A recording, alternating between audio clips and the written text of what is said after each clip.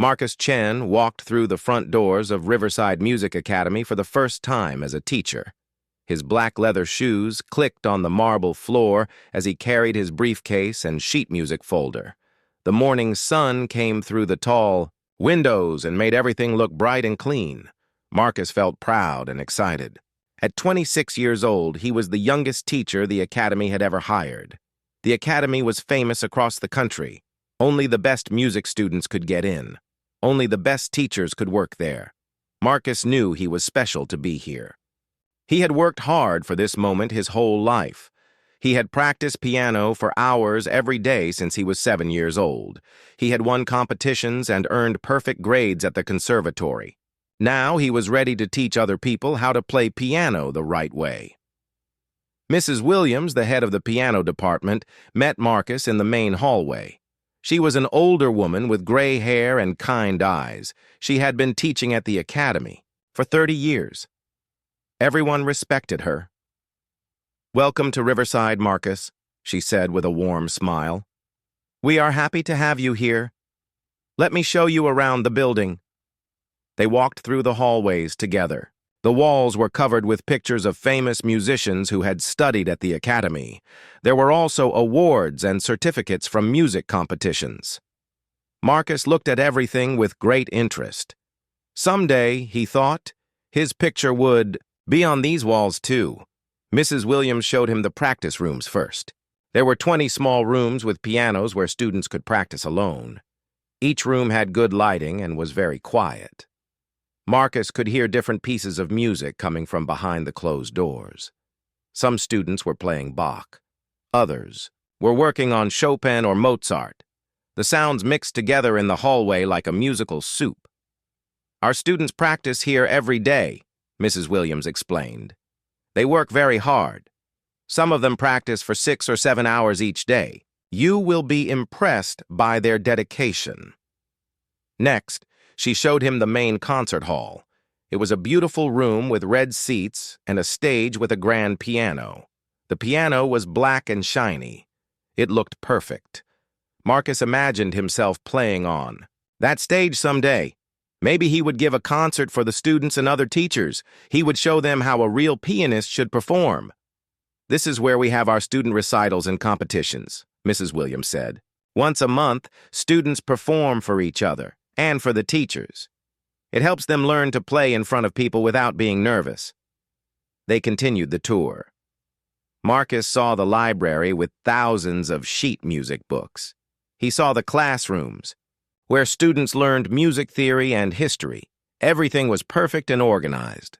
Marcus felt more excited with each room they visited. Finally, Mrs. Williams brought him to his own classroom. It had a beautiful grand piano, music stands, and chairs for students. There was a whiteboard where he could write musical notes and examples. Large windows let in lots of natural light. "This will be your room," Mrs. Williams said. "You will teach individual lessons here and also some group classes. Your first students will come this afternoon." Marcus put his briefcase on the desk and looked around the room. This was really happening. He was a teacher at the famous Riverside Music Academy. His parents would be so proud when he called them tonight. After Mrs. Williams left, Marcus had some free time before his first class. He decided to walk around the building and listen to the students practice. He wanted to understand what level they were at. As their new teacher, he needed to know how to help them improve. He walked slowly through the hallway with the practice rooms. From one room, he heard someone playing a Beethoven sonata. The student was good, but Marcus noticed some small mistakes in the timing. From another room came the sound of scales being practiced over and over. Marcus nodded with approval. Scales were very important. Students needed to practice them every day to build strong fingers.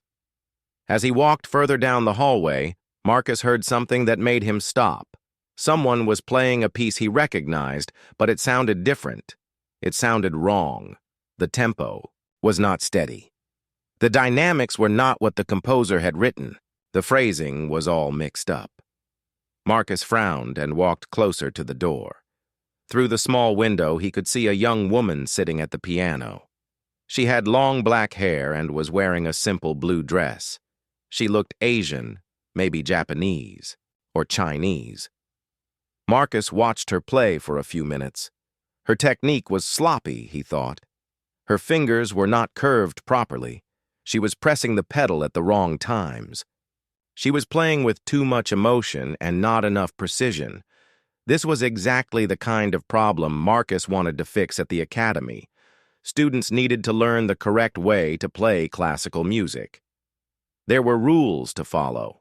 There was a right way and a wrong way to interpret the great composers. This girl was clearly doing it the wrong way. Marcus made a mental note to find out who this student was. Maybe he could help her learn proper technique. Maybe she could become one of his students. He would teach her how to play with the precision and accuracy that classical music required. He continued walking and listening to other students. Most of them were quite good. They played with proper technique and followed the musical rules he had learned in conservatory. This made Marcus feel better. The academy really did have talented students. When lunchtime came, Marcus went to the teacher's lounge. Several other teachers were there eating sandwiches and talking about their students. Marcus introduced himself to everyone. They were all friendly and welcoming. "How do you like the academy so far?" asked Mr. Rodriguez, who taught violin. "It's wonderful," Marcus replied. "The students seem very talented, though I did notice one student who needs some help with proper technique." "Oh? Which student?" asked Ms. Johnson, who taught voice. "A young Asian woman with long black hair. I saw her practicing in one of the small rooms. She was playing a classical piece, but her interpretation was not correct. Her technique needs work, too." The teachers looked at each other with strange expressions. Mr. Rodriguez raised his eyebrows. Ms. Johnson smiled a little bit. "Can you describe her more?" Ms. Johnson asked. "She was wearing a blue dress. She looked Japanese, maybe. She was playing with too much emotion and not enough precision. Someone should teach her the proper way to approach classical music." Now all the teachers were smiling. Marcus felt confused. Why were they smiling? This was a serious matter. Poor technique could ruin a student's musical development. "That sounds like Yuki Tanaka," said Mr. Rodriguez. "She's an exchange student from Japan. She's been here for 3 months." "Well, someone should help her learn correct technique," Marcus said firmly. "Classical music has rules. There is a right way to play it." The teachers exchanged looks again, but they didn't say anything more about it. They changed the subject and started talking about the upcoming student recital. Marcus spent the rest of lunch thinking about the Japanese student, Yuki. He felt sorry for her. She was probably trying her best, but no one had taught her properly. In Japan, maybe they had different ideas about classical music, but here at Riverside Academy, they followed the traditional European methods. Marcus would make sure all his students learned the correct way. The afternoon brought Marcus his first official classes. He met 6 new students and was pleased with their abilities. They all showed proper respect for classical music and good basic technique. This was going to be a good year, Marcus thought. He would help these students become even better musicians, but he couldn't stop thinking about Yuki and her sloppy playing. Someone needed to help her. Maybe that someone would be him. The next morning, Marcus arrived early at the academy. He wanted to observe more students before his classes started. He walked through the practice room hallway with his coffee, listening carefully to each room. Most students were playing scales and exercises to warm up their fingers. This was good, Marcus thought. Proper warm-up was very important. He stopped outside the same room where he had heard Yuki yesterday. Sure enough, she was there again, playing the same piece. But today, it sounded even worse to Marcus. She was taking too many liberties with the tempo. She was adding her own ideas to music that should be played exactly as written. Marcus shook his head and continued walking. He would definitely need to have a conversation with this student soon. During his morning break, Marcus went to the student records office. He asked to see Yuki Tanaka's file. The secretary, Mrs. Peterson, looked at him with surprise. "Is there a problem with Miss Tanaka?" she asked. "Not a problem exactly," Marcus replied. "I just want to understand her musical background so I can help her improve." Mrs. Peterson pulled out a thin folder and handed it to Marcus. He opened it and read quickly. Yuki was 21 years old. She was from Tokyo, Japan. She was studying at Riverside for 1 year as part of an exchange program with Tokyo University of Music. The file didn't say much about her musical training or experience. "Has she been having trouble with her classes?" Marcus asked. "Not that I know of," Mrs. Peterson said. "She's very quiet and polite. She keeps to herself mostly. Her teachers say she's a dedicated student." Marcus was surprised. If her teachers thought she was dedicated, why hadn't they corrected her poor technique? Maybe they were being too polite. Sometimes teachers didn't want to hurt a student's feelings by pointing out their mistakes. That afternoon, Marcus had a free period. He decided to walk past Yuki's practice room again. This time, he would introduce himself and offer to help her. As he approached the room, he could hear her playing something different. It sounded like a Japanese song, not classical European music. She was playing it with the same loose, emotional style that bothered Marcus so much. Marcus knocked gently on the door. The music stopped. After a moment, the door opened, and Yuki looked out. She was smaller than Marcus had thought, maybe 5 feet tall. She had gentle brown eyes and a shy smile. "Hello," Marcus said in his friendliest voice. "I'm Marcus Chen, one of the new piano teachers here. I've heard you practicing, and I wondered if we could talk for a few minutes." Yuki's smile faded a little. She looked nervous. "Oh, hello. I am Yuki Tanaka. Is something wrong with my practicing?" "Am I too loud?" No, Marcus said quickly. "You're not too loud. I just noticed that you have some natural talent, and I thought maybe I could give you some advice about classical technique." Yuki looked even more nervous now. "My technique is bad?" Marcus realized he needed to be more careful with his words. He didn't want to hurt her feelings. "Not bad," he said. "Just different from what we usually teach here. Classical music has very specific requirements. I could show you some exercises that might help." Yuki was quiet for a moment. Then she said, "Thank you for the offer. But I already have a teacher here, Professor Martinez. He helps me with classical pieces." "Professor Martinez is excellent," Marcus agreed. "But sometimes it helps to get advice from different teachers. We all have different ways of explaining things." "I understand," Yuki said politely. "But I think I will continue with Professor Martinez for now. Thank you anyway." She closed the door gently but firmly. Marcus stood in the hallway feeling frustrated. He had only been trying to help. Why was she being so stubborn? Didn't she want to improve her playing? Over the next few days, Marcus found himself listening for Yuki's practicing more and more. Every time he heard her playing, it bothered him. She was wasting her time with that sloppy approach. Worse, other students might hear her and think that kind of playing was acceptable. On Thursday, Marcus was eating lunch with some of the other teachers when the subject of student progress came up. Ms. Johnson mentioned that the monthly student recital was coming up next week. "Who's performing this month?" asked Mr. Rodriguez. "Let's see." Ms. Johnson looked at her list. "We have Sarah playing Mozart, David doing some Chopin, and several others. Oh, and Yuki Tanaka is playing something. I'm not sure what piece she chose." Marcus nearly choked on his sandwich. "Yuki is performing in the recital?" "Yes," Ms. Johnson said. "Why, is that a problem?" Marcus thought quickly. If Yuki performed with her poor technique in front of all the students and teachers, it would be embarrassing for her and for the academy. Someone needed to stop this before it happened. "I just think maybe she's not ready," Marcus said carefully. "I've heard her practicing, and her technique still needs work." The other teachers looked at him with those same strange expressions he had seen before. Professor Martinez, who was sitting at the next table, turned around. "Did someone mention Yuki Tanaka?" he asked. "Marcus thinks maybe she shouldn't perform in the recital yet," Ms. Johnson explained.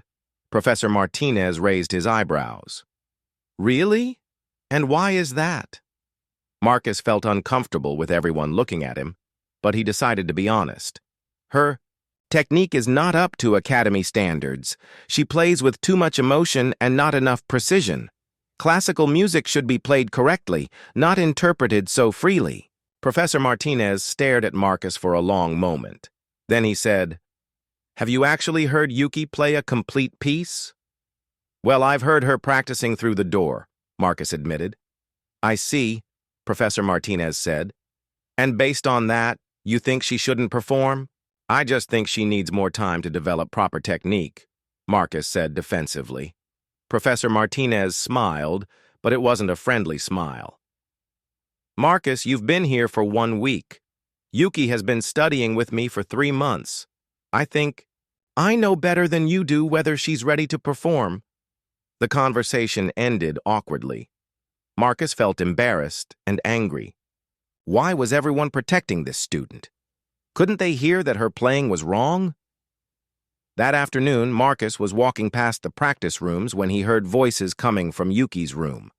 The door was slightly open, and he could see Yuki, talking with 2 other students, a boy and a girl who looked like they might be from Asia, too. "He said my technique is bad," Yuki was saying in a quiet voice. "Maybe he is right. Maybe I should not play in the recital." "Don't listen to him," the girl said firmly. "He doesn't know anything about you or your music." "But he is a teacher," Yuki replied, "and he went to a famous conservatory. Maybe I really am not good enough for this school." Marcus felt a twinge of guilt. He hadn't meant to make her doubt herself so much. But then the boy spoke up. "Yuki, you know what you should do? You should show him what real playing sounds like. Challenge him to play something, and then you play the same piece. Let everyone hear the difference." "I couldn't do that," Yuki said, sounding shocked. "That would be very rude." "Not if he agrees to it," the girl said, getting excited. "Like a friendly competition. Piano teachers do that sometimes, right? It could be fun." "I don't know," Yuki said uncertainly. Marcus found himself getting angry as he listened. These students were encouraging Yuki to challenge him, a conservatory graduate and professional teacher. The idea was ridiculous, but it was also insulting. Without thinking clearly, Marcus pushed the door open and walked into the room. All 3 students looked up in surprise. "I couldn't help overhearing," Marcus said, trying to sound calm. "Did someone mention a challenge?"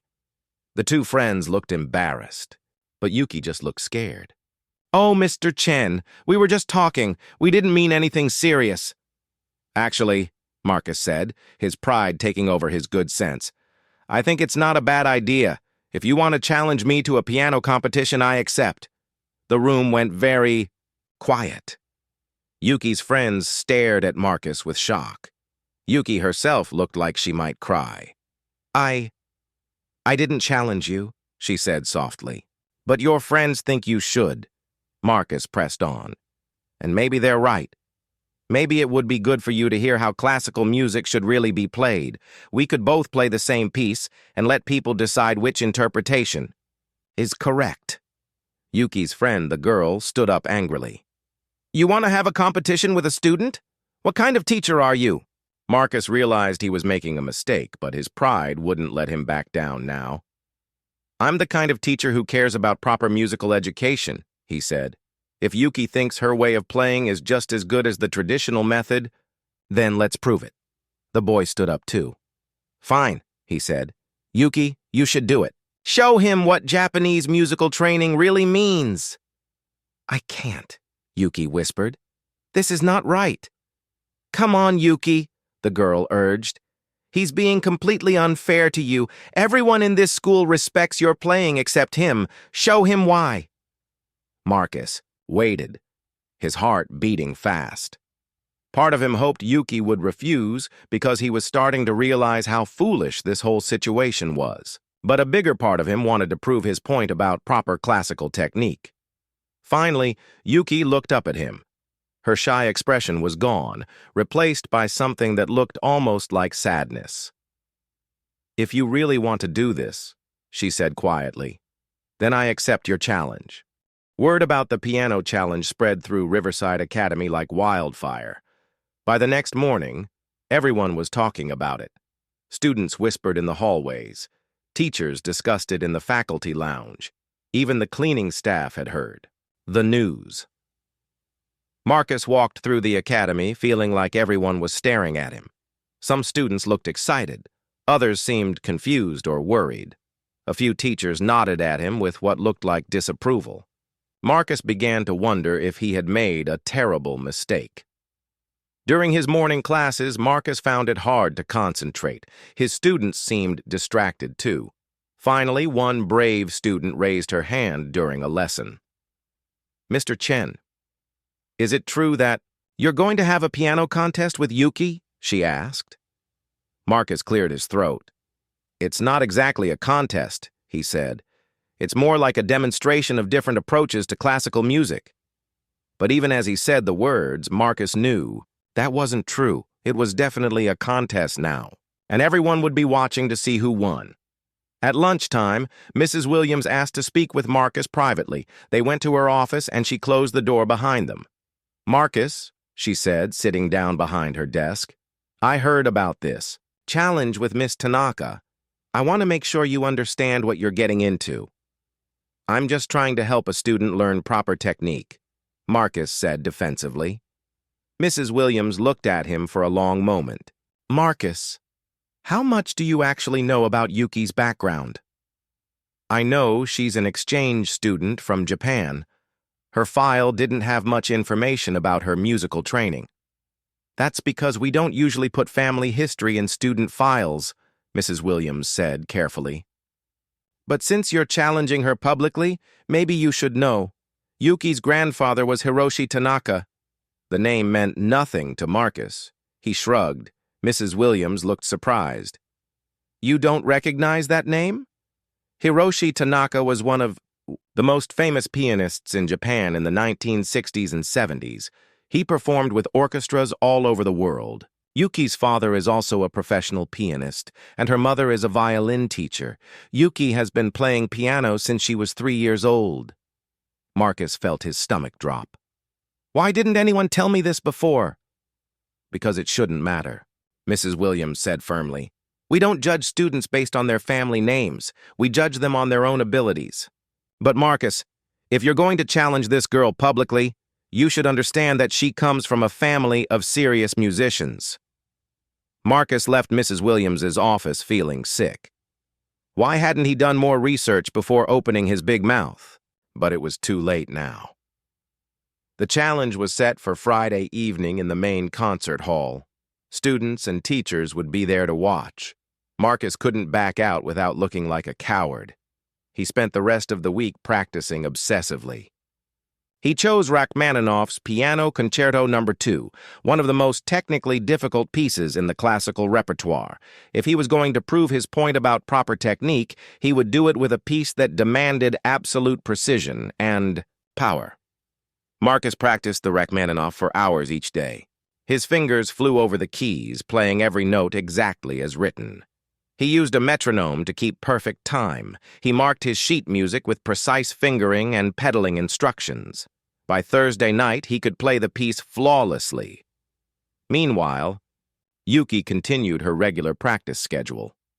Marcus walked past her room several times each day, trying to figure out what piece she was preparing. But she seemed to be playing different things each time. Sometimes it sounded like Chopin. Other times, it might be Bach or Mozart. Once he thought he heard Debussy. This worried Marcus. Was she practicing multiple pieces? Was she trying to confuse him? Or was she so unfocused that she couldn't decide what to play? On Thursday evening, Marcus stayed late at the academy to practice. The building was almost empty, and he could really focus on the difficult passages in the Rachmaninoff. He was working on a particularly challenging section when he heard piano music coming from somewhere else in the building. It was Yuki, playing in one of the practice rooms. But this time, the music was different from anything Marcus had heard her play before. It was still classical, but it had a depth and emotion that made Marcus stop his own practicing to listen. The melody was beautiful and sad. It rose and fell like waves on a beach. Even through the closed doors and walls, Marcus could hear that Yuki was playing with incredible sensitivity. Every note seemed to have meaning. The music painted pictures in Marcus's mind without him wanting it to. Marcus shook his head and forced himself to return to his own practice. He couldn't let himself be distracted by pretty melodies. Tomorrow night was about technical excellence, not emotional manipulation. Friday arrived gray and rainy. Marcus felt nervous all day. His morning classes went poorly because he couldn't concentrate. During lunch, he barely ate anything. Several teachers wished him good luck, but their voices sounded worried rather than encouraging. "Just remember," Professor Martinez said as he passed Marcus in the hallway, "music is not a sport. There are no winners and losers, only different ways of sharing beautiful sounds." Marcus nodded politely, but inside he disagreed. Tomorrow night would definitely have a winner and a loser, and Marcus was determined to be the winner. At 5 o'clock, Marcus went to the concert hall to check the piano and set up his sheet music. The piano was a beautiful Steinway grand, perfectly tuned and maintained. Marcus played a few scales to test the touch and sound. Everything felt good. Students began arriving around 6:30. Marcus watched through the backstage curtains as the red seats filled up. It looked like most of the academy was coming to watch. Even some parents and community members were there. Marcus felt his heart beating faster. At 7 o'clock, Mrs. Williams walked onto the stage to introduce the event. "Good evening, everyone," she said into the microphone. "Tonight we have a special musical presentation. Mr. Marcus Chen, one of our newest faculty members, and Miss Yuki Tanaka, one of our exchange students, will each perform a solo piece. This is not a competition, but rather an opportunity to hear different approaches to classical piano music." Even though Mrs. Williams said it wasn't a competition, everyone in the audience knew better. The tension in the room was thick. Students leaned forward in their seats. Teachers looked serious and concerned. "Mr. Chen will perform first," Mrs. Williams announced. "He has chosen Rachmaninoff's Piano Concerto No. 2, first movement." Marcus walked onto the stage feeling more confident than he had all week. This was his moment to show everyone what real classical training could accomplish. He sat at the piano bench and adjusted it to the perfect height. He placed his sheet music on the stand, even though he had memorized every note. He took a deep breath and placed his hands on the keys. The first notes of the Rachmaninoff rang out clear and strong. Marcus attacked the opening chords with power and precision. His fingers moved across the keyboard like trained soldiers, hitting every target exactly on time. The fast passages sparkled with technical brilliance. The slow sections demonstrated his control of dynamics and phrasing. Marcus felt wonderful as he played. Every note was perfect. Every rhythm was exactly right. His conservatory training was on full display. This was how Rachmaninoff should be. Played with strength, accuracy, and respect for the composer's intentions. The audience sat quietly, impressed by his technical skill. When Marcus finished the final chords, they applauded respectfully. It was good, solid applause, the kind that classical musicians receive when they have played competently. Marcus stood and took a bow, feeling satisfied. He had played the piece exactly as it should be played. Now let's see what the Japanese girl could do with her loose, emotional style. Mrs. Williams returned to the microphone. "Thank you, Mr. Chen, for that excellent performance. Now we will hear from Miss Yuki Tanaka, who has chosen Chopin's Ballet No. 1 in G minor." Marcus felt a moment of surprise. Chopin's Ballet No. 1 was not an easy piece, but it wasn't as technically demanding as the Rachmaninoff. Maybe Yuki was being smart and choosing something she could actually handle. Yuki walked onto the stage looking small and nervous. She wore a simple black dress and flat shoes. Her long hair was pulled back in a neat ponytail. She looked like a child compared to Marcus in his formal concert attire. She sat at the piano bench and adjusted it slightly. Then she sat very still for a moment, her hands resting in her lap. The audience waited quietly. Finally, Yuki raised her hands to the keyboard. She began to play, and from the very first note, Marcus knew he was in trouble. The opening of Chopin's Ballade No. 1 is gentle and questioning, like someone whispering a secret. Yuki played it with such tenderness that it seemed to wrap around each person in the audience individually. The melody floated through the air like perfume, beautiful and mysterious.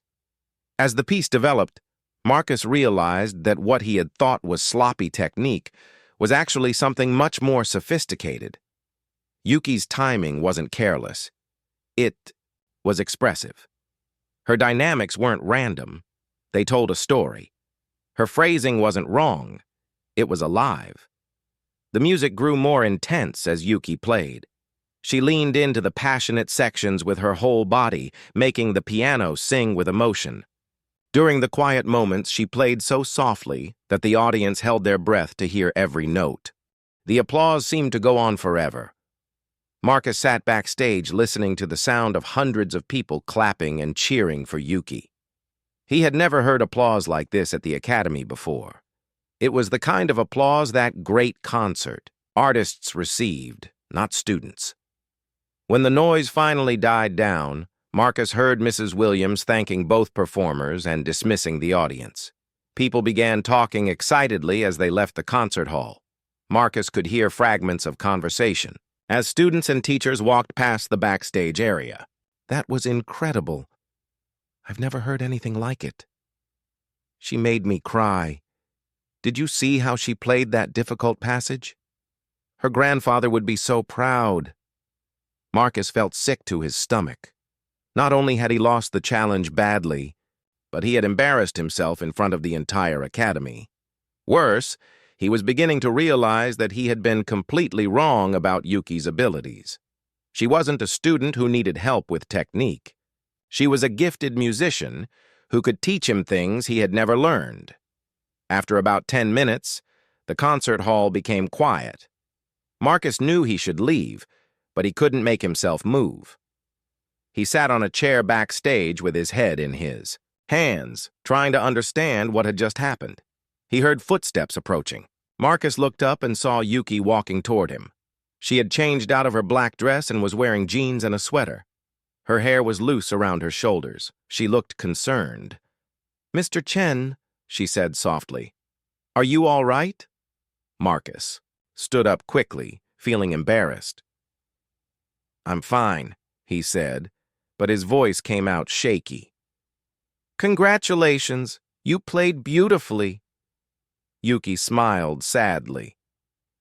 "Thank you, but I want you to know that I didn't want this to be a competition.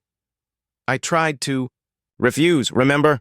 Marcus nodded, remembering how he had pushed her into accepting the challenge. "I know. This is all my fault. I should have listened to you." They stood in awkward silence for a moment. Then Yuki said, "Would you like to sit down and talk? I think maybe we both learned something tonight." Marcus felt surprised. After the way he had treated her, she was still being kind to him. "You don't have to be nice to me," he said. "I was arrogant and rude to you. I judged your playing without really listening to it." "That's true," Yuki said gently. "But I think you were trying to help, even if you went about it the wrong way. Please, let's sit."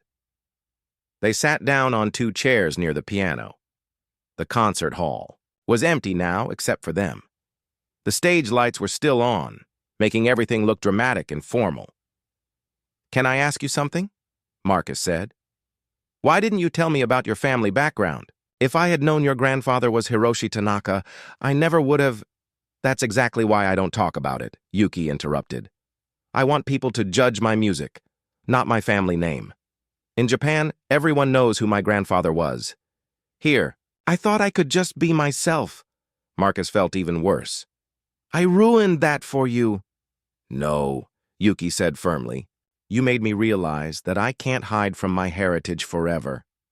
My grandfather taught me that music is not about showing off technique. It's about sharing emotions and connecting with people. Tonight, I remembered that lesson. Your technique is perfect, Marcus said. I was wrong about that too. I thought you were being sloppy, but you were being expressive. There's a big difference. Yuki smiled for the first time since they had started talking.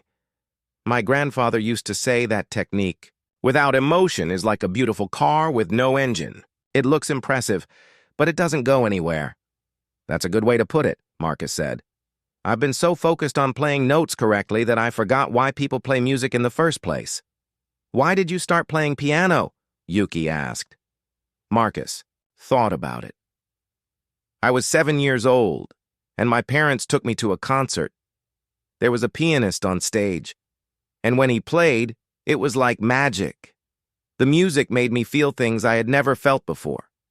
I wanted to create that same magic. And do you create magic when you play? Marcus was quiet for a long time. Finally, he said, No, I don't think I do. Not anymore.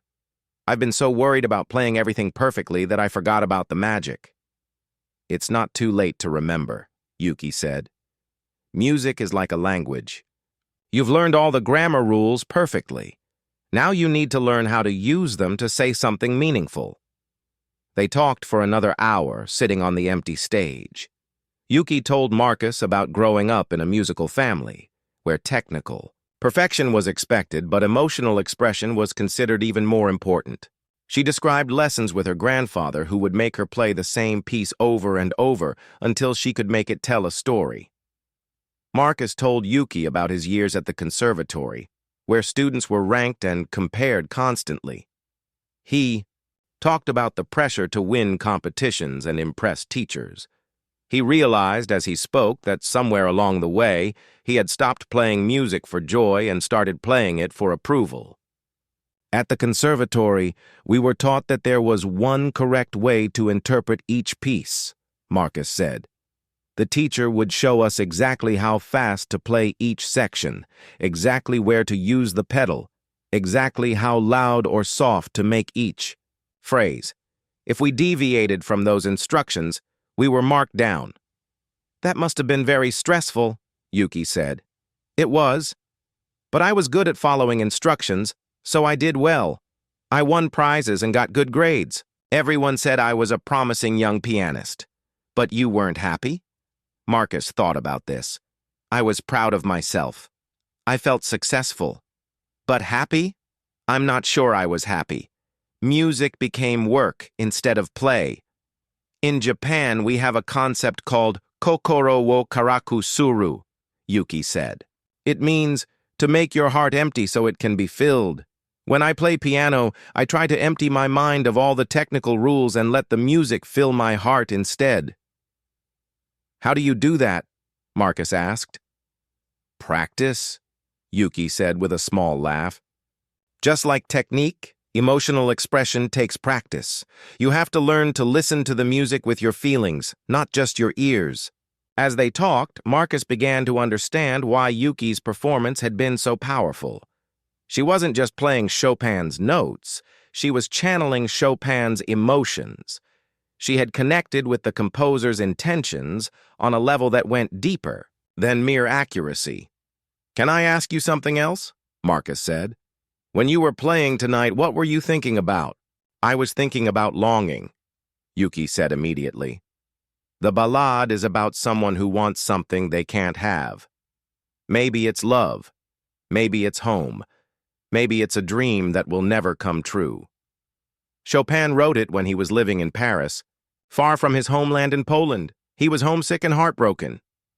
I never thought about the story behind the music, Marcus admitted. I just focused on playing all the notes cleanly. The notes are important, Yuki said.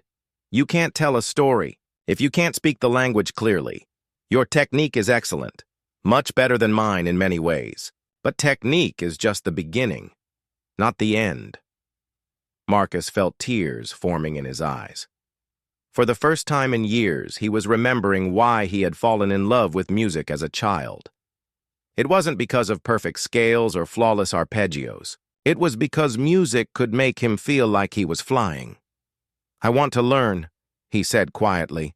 "I want to remember how to make magic with music. Will you help me?" Yuki looked at him with surprise. "You want me to teach you? But you're the teacher, and I'm just a student." "You're not just a student," Marcus said. "You're a real musician. I may know more about theory and technique, but you know something much more important. You know how to touch people's hearts." Yuki was quiet for a moment, thinking. Then she said, "In Japan, we believe that the best way to learn is through exchange. You could teach me about Western classical traditions, and I could share what my grandfather taught me about musical expression. We could learn from each other." Marcus felt hope rising in his chest for the first time in years. "Would you really be willing to do that? After how badly I treated you?" "Music is about forgiveness too," Yuki said with a gentle smile. "Tonight you learned something important about yourself. That's more valuable than winning any challenge." They shook hands. On their agreement, two musicians who had found something precious in an unexpected place. As they walked out of the empty concert hall together, Marcus felt like he was beginning a new chapter of his musical life. He had come to Riverside Academy thinking he had everything to teach and nothing to learn. Now he knew better.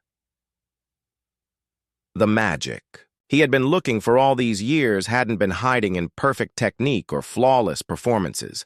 It had been waiting for him to open his heart and remember that music, at its core, was about connecting one human soul to another.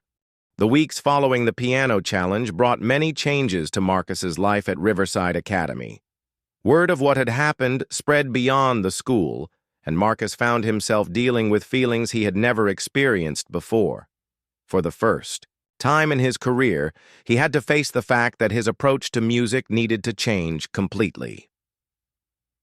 The Monday morning after the challenge, Marcus arrived at the academy early. He wanted to avoid the stares and whispered conversations he expected from students and faculty. But as he walked through the hallways, something surprising happened. Instead of mockery or pity, he received respectful nods from teachers and even some encouraging smiles from students. Professor Martinez stopped him near the practice rooms. "Marcus," he said, "I heard you and Yuki had a good conversation after Friday night's performance." Marcus felt his cheeks get warm. "Yes, we did. She was very gracious, considering how I behaved." "That's Yuki." Professor Martinez smiled. "She has a generous heart. But I want you to know something. What you did on Friday night took courage. It's not easy to put yourself out there like that, especially when you're new here." "I made a fool of myself," Marcus said. "No," Professor Martinez said firmly. "You learned something important. That's what good musicians do. They stay open to learning, even when it's uncomfortable." That afternoon, Marcus had his first lesson with Yuki. They met in his classroom after her regular classes were finished. Marcus felt nervous, like a student meeting with a new teacher for the first time. "Where should we start?" he asked. Yuki sat at the piano bench and patted the spot next to her. "First, let's just listen to each other play. No criticism, no suggestions, just listening."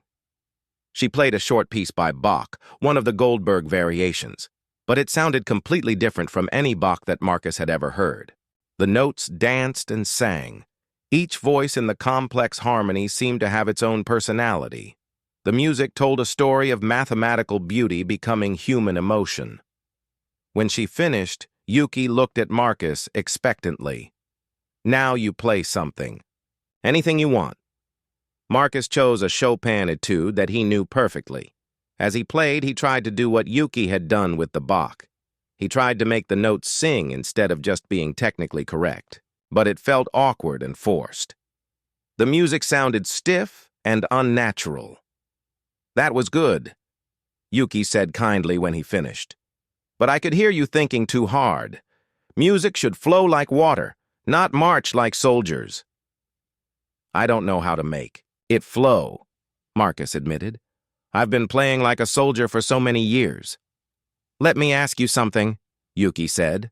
When you were a child, before you had piano lessons, did you ever just play around with the piano? Just press keys to hear what sounds they made? Marcus thought back to his earliest memories of piano. Yes, I remember sitting at my grandmother's old upright piano when I was maybe 5 years old. I would make up little songs and pretend I was a great composer. What did those songs sound like? Silly, Marcus said with a laugh. Just random notes that sounded pretty together. Nothing like real music. Play me one of those silly songs now, Yuki said. I can't remember them. That was 20 years ago. Then make up a new silly song. Right now. Don't think about it, just play whatever comes into your head. Marcus felt embarrassed. That's not real music. That's just what? Yuki challenged him gently. Marcus put his hands on the keys and tried to turn off the part of his brain that analyzed every note. He played a simple melody that popped into his head, just a few notes that sounded nice together. Then he added a harmony with his left hand. The music was simple and childlike, but it had something that his technical performances often lacked. It had spontaneity. Beautiful, Yuki said when he stopped. That was more musical than the Chopin etude. But it was so simple. Any child could play that. Exactly, Yuki said with a big smile. You found your inner child again. That's where real music lives. Over the following weeks, Marcus and Yuki met regularly for their exchange lessons. Yuki taught Marcus exercises that her grandfather had created, designed to help pianists connect with the emotional content of music. She had him play scales while imagining different emotions. Happy scales, sad scales, angry scales, peaceful scales. At first, Marcus felt foolish doing these exercises, but gradually he began to understand how his mental state could change the sound he produced. In return, Marcus shared his deep knowledge of music theory and classical performance practice. With Yuki, he showed her how understanding the harmonic structure of a piece could enhance its emotional impact. He taught her about the historical context of different composers and how that knowledge could inform interpretation. You know so much about music history, Yuki said one day after Marcus had explained the social conditions that influenced Beethoven's late sonatas. I never learned these things in Japan. We focused more on the spiritual aspects of music. And I never learned about the spiritual aspects, Marcus replied. Everything was about competition and technical achievement. Their friendship grew as they learned from each other. Marcus discovered that Yuki was not only a gifted pianist, but also a thoughtful person with a deep understanding of human nature. She helped him see that his perfectionism had been holding him back from true musical expression. In Japan, we have a concept called wabi-sabi, Yuki explained one afternoon. It means finding beauty in imperfection. A perfect performance with no human flaws can be less moving than an imperfect performance that comes from the heart. That goes against everything I was taught, Marcus said. I'm not saying you should play wrong notes on purpose, Yuki laughed. I'm saying that if you make a small mistake, you shouldn't let it destroy the music. Sometimes the most beautiful moments happen when things don't go exactly as planned. Marcus began applying these lessons to his teaching. Instead of focusing only on technical accuracy with his students, he started asking them questions about the music they were playing. What story does this piece tell? He would ask. What emotions do you feel when you hear it? His students responded enthusiastically to this new approach. Their playing became more expressive and personal. One day, about 2 months after the challenge, Mrs. Williams asked to speak with Marcus again. This time, he wasn't nervous about the meeting. Marcus, she said, I've been watching your development as a teacher, and I'm very impressed. Your students are playing with much more musicality than before. Whatever you're doing differently, keep doing it. I've been learning a lot from Yuki, Marcus said. She's helped me understand that technique is just the foundation for musical expression, not the goal itself. That's a mature realization, Mrs. Williams said. I have a proposition for you. The Academy is starting a new program next year called Global Music Perspectives. We want to invite guest artists from different cultural backgrounds to share their approaches to classical music. Would you and Yuki be interested in co-teaching? A masterclass series? Marcus felt excited and honored. I would love to do that.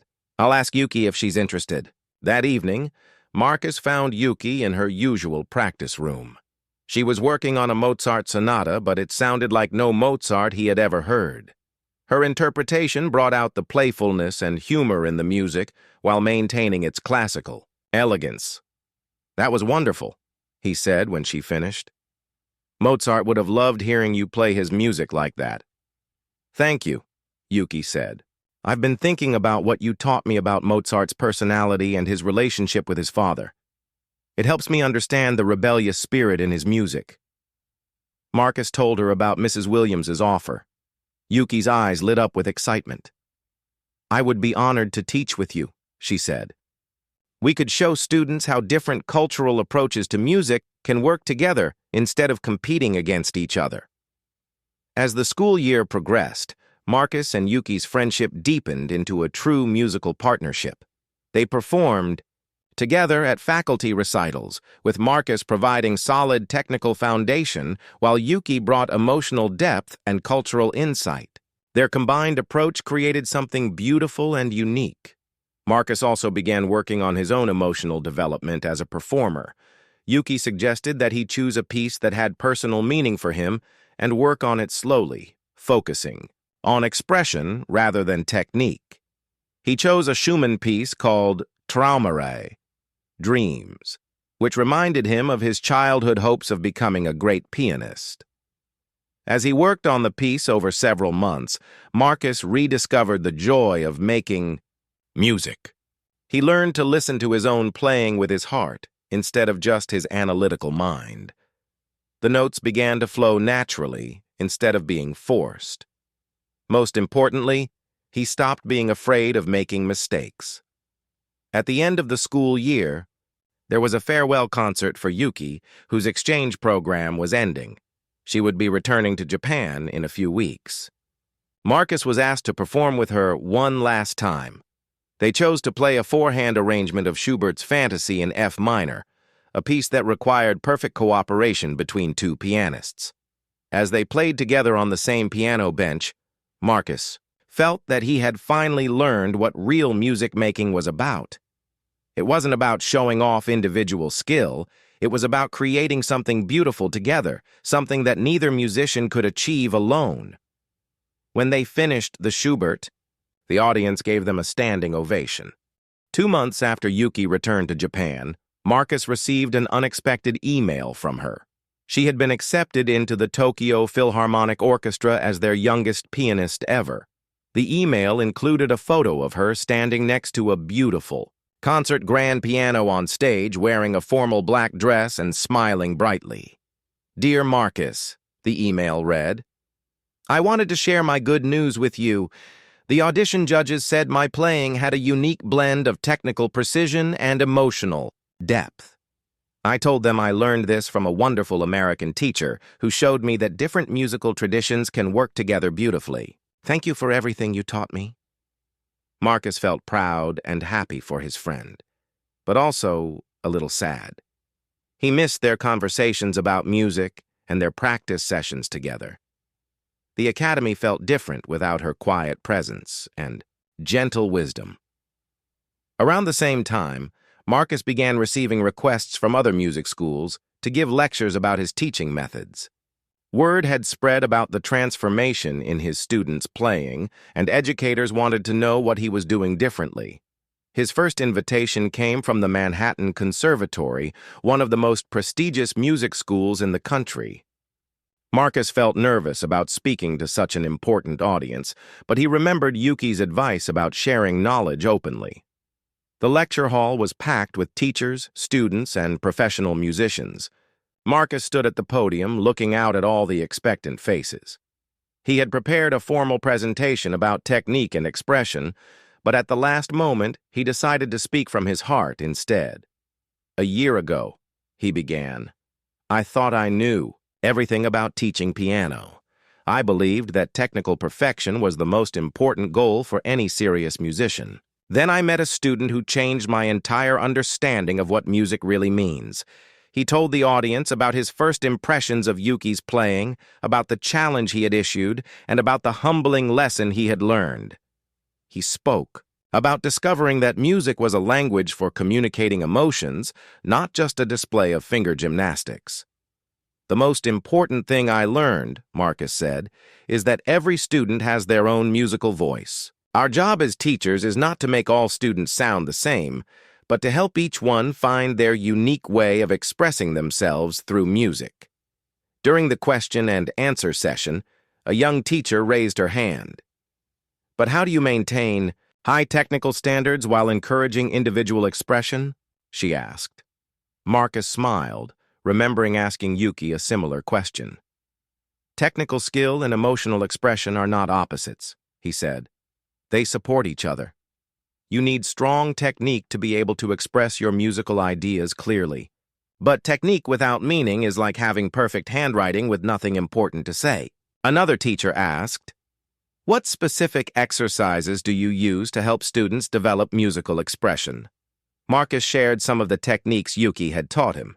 He demonstrated how to play scales with different emotional colors, how to use breathing and body movement to shape musical phrases, and how to connect with the stories behind classical pieces. "One exercise I learned from my Japanese colleague," Marcus said, "is to have students imagine they are telling a story to someone they love while they play.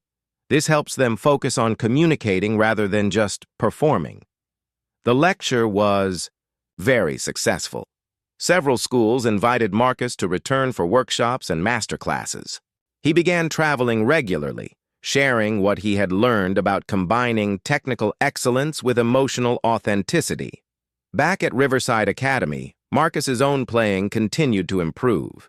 He had started working on Chopin's Ballet No. 1, the same piece Yuki had played during their challenge.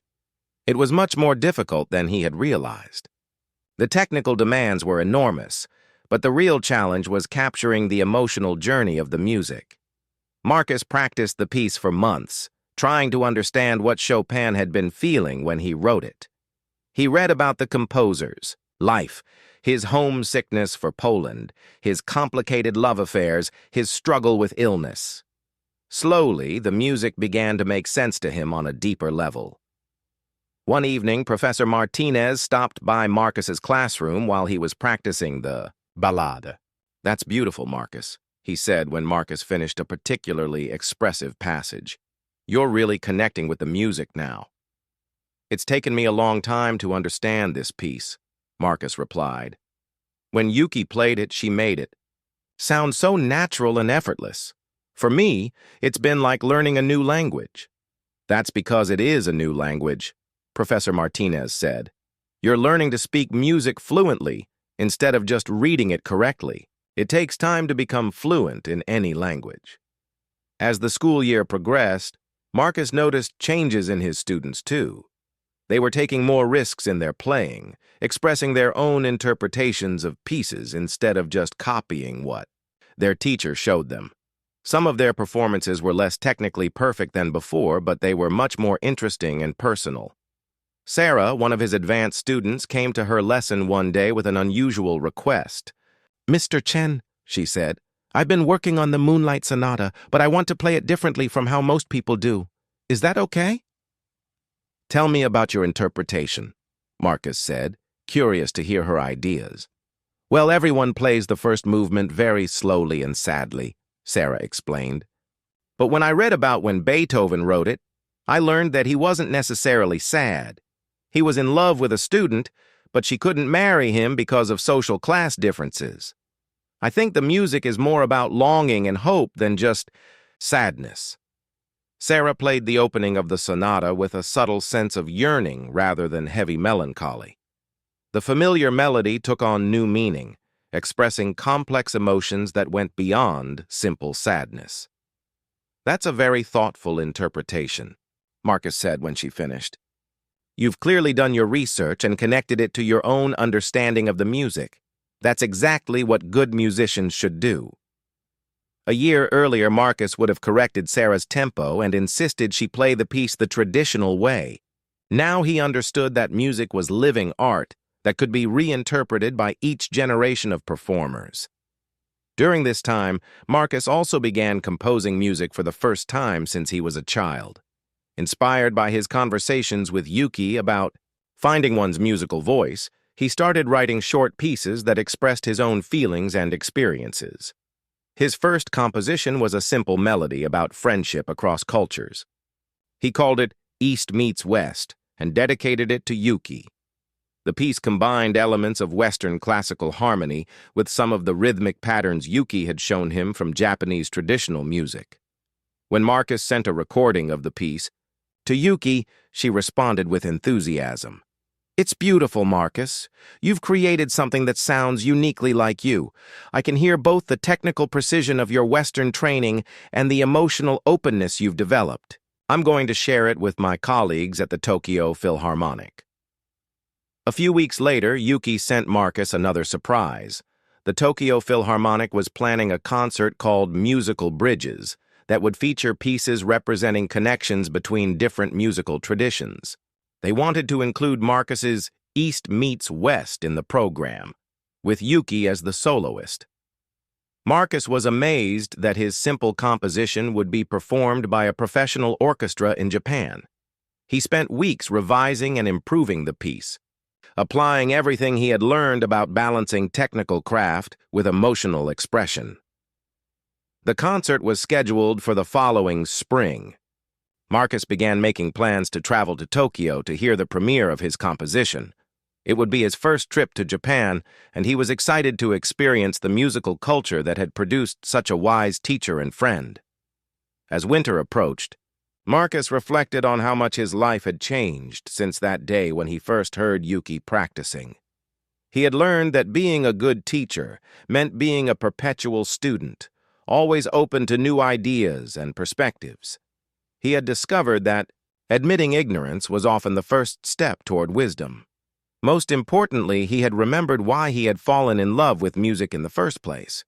It wasn't about winning competitions or impressing audiences with technical displays. It was about connecting with other human beings through the universal language of emotion and beauty. Marcus looked forward to continuing this journey of musical discovery, knowing that each student he taught and each colleague he met would have something new to teach him in return. The piano challenge that had once seemed like such a disaster had actually been the beginning of the most rewarding period of his entire musical career. Spring arrived at Riverside Academy with cherry blossoms blooming in the courtyard and longer days filled with music from practice rooms. Marcus felt excited and nervous as his departure date for Japan approached. The Tokyo Philharmonic would perform his composition in just 2 weeks, and he could hardly believe it was really happening. His students were preparing for their end-of-year recital, and Marcus was amazed at how much they had grown as musicians. Their playing had become more personal and expressive while maintaining high technical standards. He felt proud of their progress and of his own development as a teacher. One afternoon, while Marcus was helping a student prepare for the recital, Mrs. Williams knocked on his classroom door. She entered with a woman Marcus didn't recognize, someone with kind eyes and graying hair who looked to be in her 50s. "Marcus," Mrs. Williams said, "I'd like you to meet Dr. Elizabeth Harper from the International Music Education Foundation. She's here to discuss an interesting opportunity with you." Dr. Harper shook Marcus's hand warmly. "Mr. Chen, I've been following your work with great interest. Your approach to combining technical excellence with cultural sensitivity has caught the attention of educators around the world." Marcus felt surprised and curious. "Thank you, but I'm still learning so much myself. I don't know if I'm qualified to be called an expert on anything." "That humility is exactly why you're perfect for what we have in mind," Dr. Harper said with a smile. The foundation is launching a new program called Musical Ambassadors. We want to send American music educators to schools in other countries and invite foreign educators to visit American institutions. The goal is to share different approaches to music education and build cultural understanding. Mrs. Williams looked excited. Dr. Harper would like you to be one of the first musical ambassadors. You would spend a semester teaching in Japan and then host a Japanese educator here at Riverside. Marcus felt his heart race with excitement and fear. That sounds incredible, but I'm not sure I'm ready for such a big responsibility. Your friend. Miss Tanaka spoke very highly of you to colleagues in Tokyo, Dr. Harper explained. They specifically requested that you be considered for the program. They were impressed by her reports of how you adapted your teaching methods and embraced different musical philosophies. Marcus thought about Yuki's influence on his life and teaching. She had opened his mind to new possibilities and helped him become a better musician and teacher. Now he had a chance to continue that journey of learning and sharing. When would this start? He asked. Next fall, Dr. Harper replied. You would spend 4 months at the Tokyo University of Music working with their piano faculty and teaching American students who are studying there. Then, in the spring, Professor Yamamoto from Tokyo would come here to Riverside.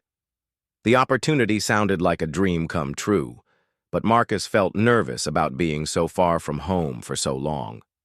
He had never lived in another country or taught students who didn't speak English as their first language. I'll need some time to think about it, Marcus said. Of course, Dr. Harper said, but I hope you'll say yes. This kind of cultural exchange is exactly what the music world needs more of. That evening, Marcus called his parents to tell them about the opportunity. His mother was excited but worried about him being so far away. His father was proud that his son was being recognized for his teaching abilities. You should do it, his father said. When I was your age, I wish I had taken more chances to see the world and learn new things. Marcus also sent an email to Yuki telling her about the Musical Ambassadors program and asking for her advice. Her response came back quickly. Marcus, this is wonderful news. You must say yes. Japan has so much to teach you and you have so much to share with Japanese musicians. Don't worry about the language barrier or cultural differences. Music is a universal language, and your open heart will help you connect with anyone. She also included practical advice about living in Tokyo and working with Japanese students. She warned him that Japanese students were often very quiet in class and might not ask questions even when they were confused. She suggested ways to encourage participation and create a comfortable learning environment. The next day, Marcus made his decision. He called Dr. Harper and accepted the position as a musical ambassador. He felt scared and excited at the same time, but he knew this was the right choice for his continued growth as a musician and teacher. 2 weeks later, Marcus was on an airplane to Tokyo for the premiere of his composition. It was his first time flying across the Pacific Ocean, and he spent the long flight thinking about how much his life had changed since meeting Yuki. When he arrived at Narita Airport, Yuki was waiting for him with a sign that said, "Welcome to Japan, Marcus." She looked different in her home country, more confident and relaxed. She was wearing a beautiful kimono-style jacket over modern clothes, blending traditional and contemporary styles, just like her approach to music. "Marcus," she called out, waving excitedly. "I'm so happy you're here." They hugged like old friends, and Marcus felt some of his nervousness about being in a foreign country fade away. Yuki had arranged for them to spend a few days sightseeing before the concert, so Marcus could experience Japanese culture firsthand. She took him to traditional temples where monks chanted in ancient musical styles, to gardens where the sound of water and wind created natural symphonies, and to tea ceremonies where every movement was performed with musical precision and grace. In Japan, we believe that all of life can be musical, Yuki explained as they walked through a Zen garden. The way you pour tea, the way you arrange flowers, the way you walk through a garden, everything can be done with rhythm and harmony. Marcus began to understand why Yuki's approach to piano playing was so different from what he had learned. In her culture, music wasn't separate from daily life. It was woven into everything. The day of the concert arrived, and Marcus felt more nervous than he had ever been before a performance. His simple composition would be played by one of the world's great orchestras in front of an audience of sophisticated music lovers who understood classical music at the highest level. The concert hall was beautiful and packed with people. Marcus sat in the audience watching the orchestra tune up, hardly believing that his music would soon fill this space. When Yuki walked onto the stage in an elegant white gown, the audience applauded warmly. She was clearly beloved by Tokyo music lovers. The conductor raised his baton and Marcus's composition began. The opening melody, played by Yuki on the piano, sounded more beautiful than he had ever imagined it could. The orchestra supported her with delicate harmonies that painted colors around her melody line. As the piece developed, Marcus heard his musical ideas transformed by the skill of professional musicians into something far greater than what he had written on paper. The combination of Western orchestral sounds with subtle Japanese musical elements created something entirely new and beautiful. When the piece ended, the audience applauded enthusiastically. Several people near Marcus were wiping tears from their eyes. He felt overwhelmed with emotion, not just pride in his composition, but gratitude for the journey that had brought him to this moment.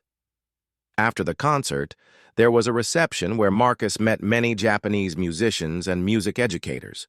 They welcomed him warmly and praised his composition for its sensitivity to both musical traditions. Professor Yamamoto, who would be coming to Riverside Academy as part of the exchange program, introduced himself to Marcus. He was an older man, with a gentle manner and wise eyes that reminded Marcus of Yuki's grandfather in the stories she had told. "Your music shows a deep understanding of harmony between cultures," Professor Yamamoto said through a translator.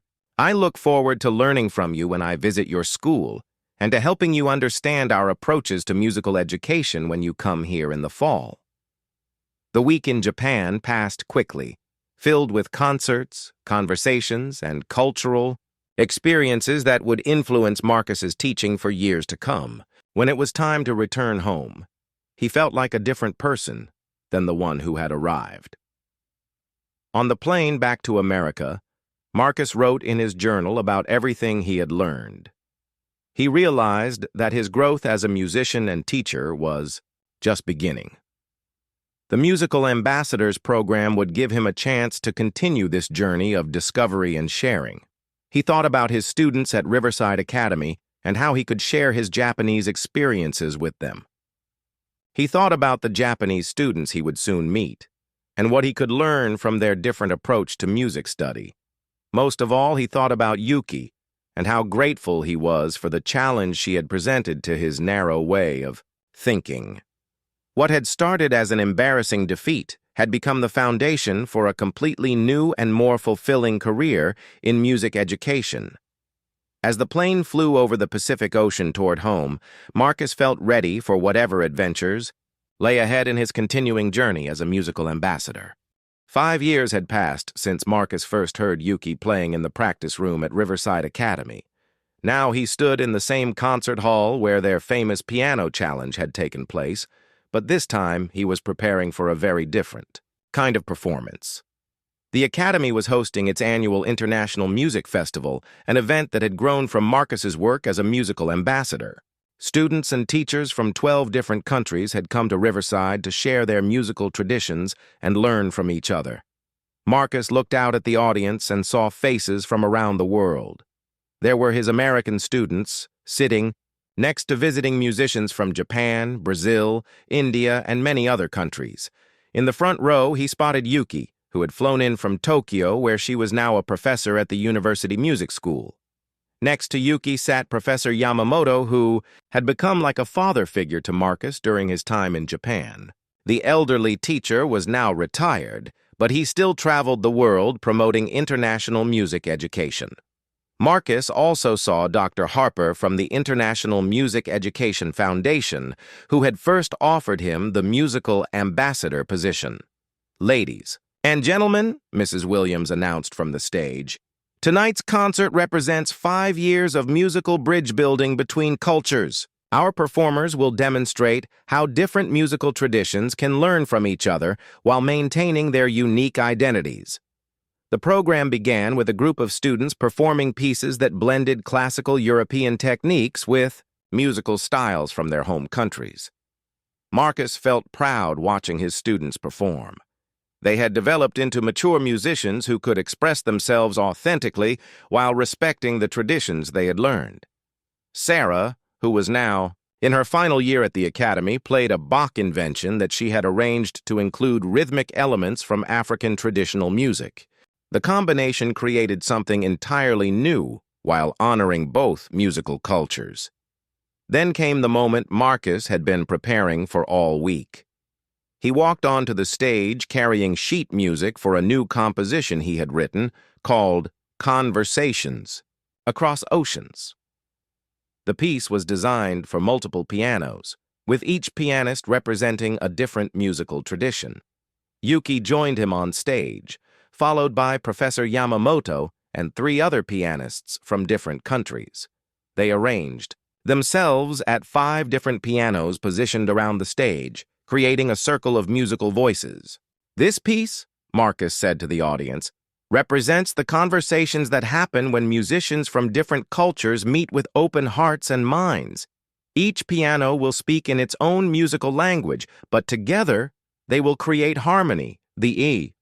Composition began with Marcus playing a simple melody based on American folk music.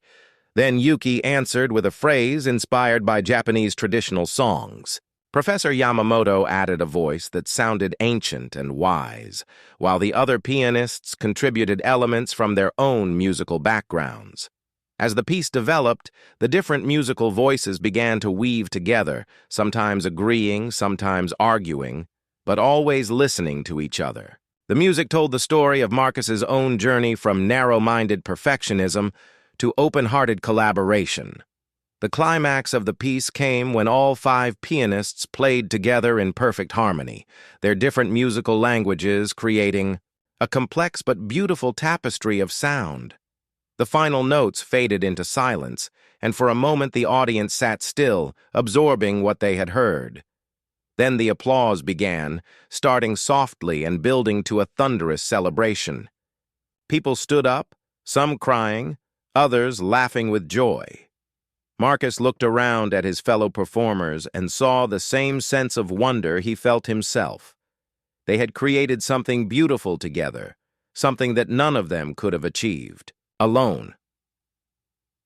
After the concert, there was a reception in the academy's main hallway. Marcus found himself surrounded by students, teachers, and visitors who wanted to talk about the performance and the ideas behind it. "Mr. Chen," said a young student, "from India, your music showed me that I don't have to choose between my traditional training and Western classical music. I can honor both." An elderly teacher from Germany approached with tears in her eyes. "I have been teaching for 40 years, she said, "but tonight I heard something I had never heard before. You have shown us that music truly has no borders." Later, in the evening, Marcus found a quiet moment to talk with Yuki and Professor Yamamoto. They sat in the same practice room where Marcus had first challenged Yuki's playing, but now it felt like a sacred space filled with good memories. "I have something to tell you both," Marcus said. "The International Music Education Foundation has asked me to become their new director of cultural exchange programs. I would be responsible for creating music education partnerships between schools all over the world."